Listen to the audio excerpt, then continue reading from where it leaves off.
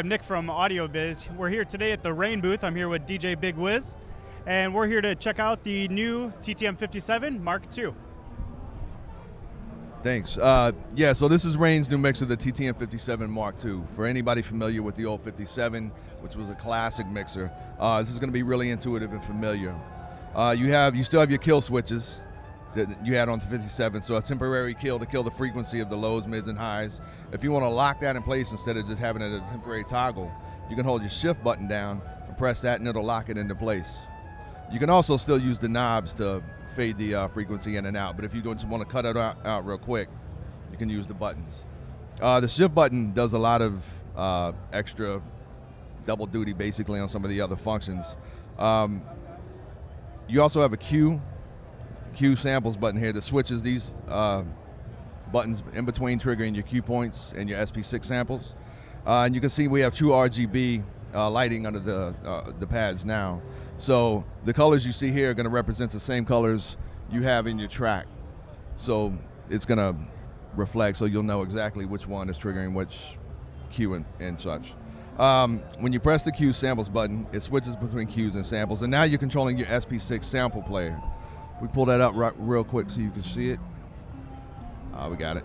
So you have 4 different banks, A, B, C, and D, in your SP6.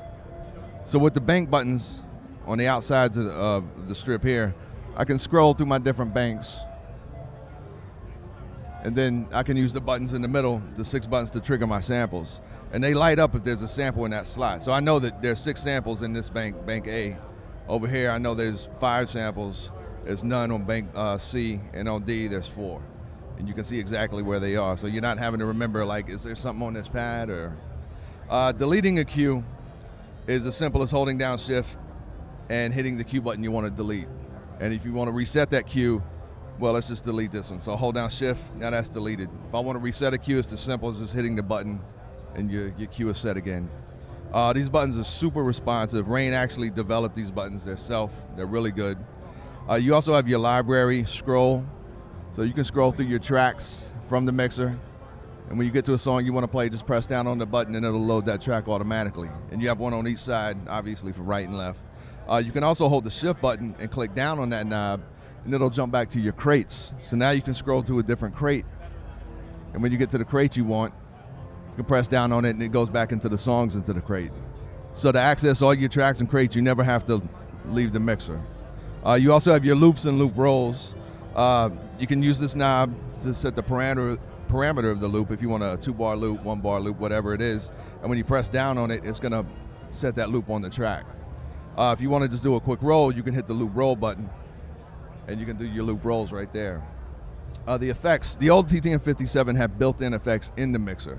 The new one doesn't have built-in effects, but it allows you to control the isotope effects from Serato DJ. Which actually gives you a lot more access to effects than the old 57 did itself with the built-in effects. So I can press down on this knob. Let's open up the effects panel real quick. So if I press down on the effects knob, you can see this light starts blinking. So that means if I turn this knob, it's going to open up my effects list, and I can choose the effect I want, press down on it.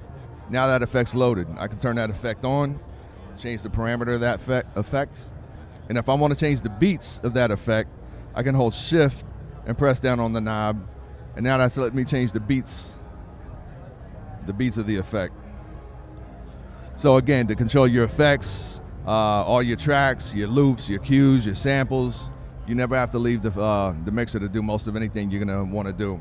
You also have the high-pass, low-pass filter on each channel. You have a high-pass, low-pass filter on the USB aux in, or aux out rather, and your SP6 is going to run out of this channel. So it has its own dedicated channel with the high pass, low pass filter. You can also cue it. And just like the old 57, the fader area is highly customizable. So however you want to DJ. If you somebody likes the crossfader reverse, you hit the reverse button, and now this deck is on this side instead of on that side. If you want the channel fader to be off at the top and on the bottom, you just hit that button, and now this is off and that's on. You can change the contours to where it's a really quick cut on or a slow fade. If you want to switch the inputs to where this channel controls this source, you can hit the channel swap button. So you can just rearrange this however you want, which is really good if you have two DJs and one of them has it set up traditionally and the other one has it set up hamster and the channel swap, and you don't have to plug everything around and fiddle with it. And you can have two DJs playing with two laptops on this mixer, unlike the old 57, which had one sound card. I think it was a 2 or 4 channel sound card. This has two 10-channel sound cards in it, 2 USBs. So again, we could both hook our laptops up, go back and forth and play together. And it's as simple as just turning this knob, switching from USB-A to USB-B. So you can see right now, I have a track over here loaded, and I'm on USB-A. If I switch to B, now it tells me that's in use. That means the other sound card is using that track. And as far as which computer the cues and samples are going to be triggering, it's going to be dependent on which USB is active. So right now it will be A. If I switch it over to B or B on this side, then it's going to be that one on this side and A on this side. So the mixer basically does the thinking for you. It knows what computer is accessing the functions at what time. What else we have? We have split queuing. So if you want to, some people like to do split queuing where you hear what you're queuing in one side of your headphone and what's playing in the other side. You can do that here. If you don't, you can just turn that off, and now you have your regular queuing. You have your pan between your cue and your main and your volume. And you can switch between the decks you're queuing here with this knob, so your deck 1, deck 2. Very cool. Very cool. Thanks, Big Wiz. Hang on one second. One more thing. There's also a foot switch jack in the front of the mixer, just like the old 57.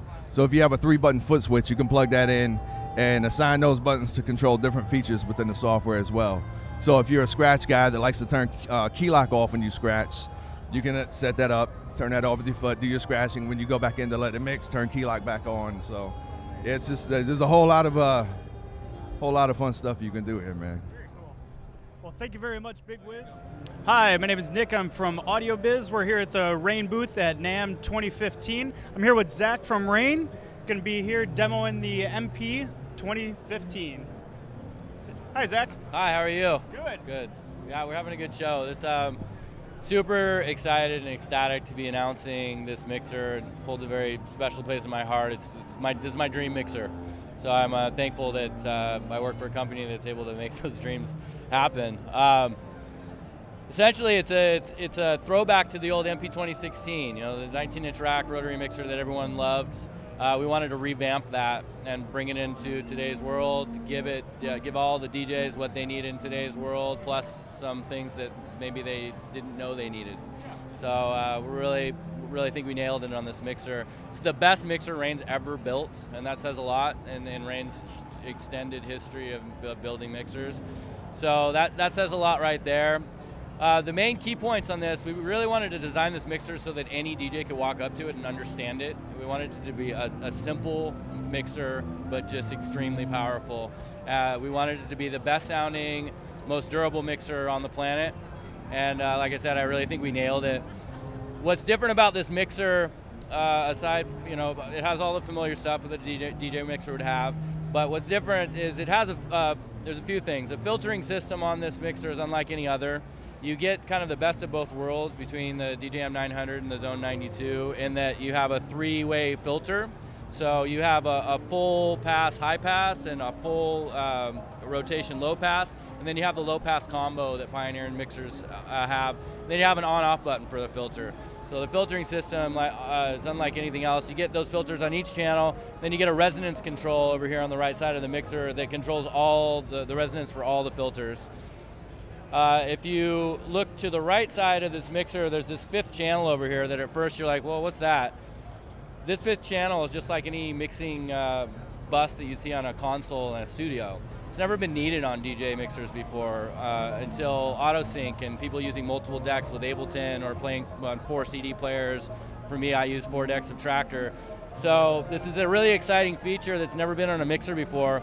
You can group any or all channels to this submix bus by simply pressing the submix button at the top of the channel strip, which sends any or all channels to the submix. Now, instead of having to deal with 4 different or 3 different volume controls or 3 different filter positions or 3 different bass positions for 3 different channels, you have one knob to control everything for all 3 of those channels.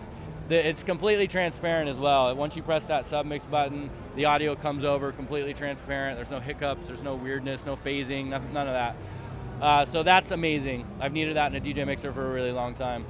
The other awesome thing about this mixer, we've built a isolator on the top of the mixer, which cuts or accentuates frequencies that come out of the main mix. Everything comes out the main output. What's different about this isolator is it has built-in crossover points that you can adjust in real time. So, and it has an on-off button. So say you go into a breakdown, you turn the isolator on, you start tweaking these knobs all over the place, creating really cool, swishy, build-up type stuff. And then when the bass comes back in, instead of having to turn all the knobs back to 12 o'clock, you just turn it off.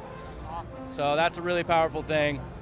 The mixer has also got two 96K sound cards in it, 14 record channels and 10 playback channels times 2, so that's a total of 24 channels, USB channels, 96K, super high-end sound cards.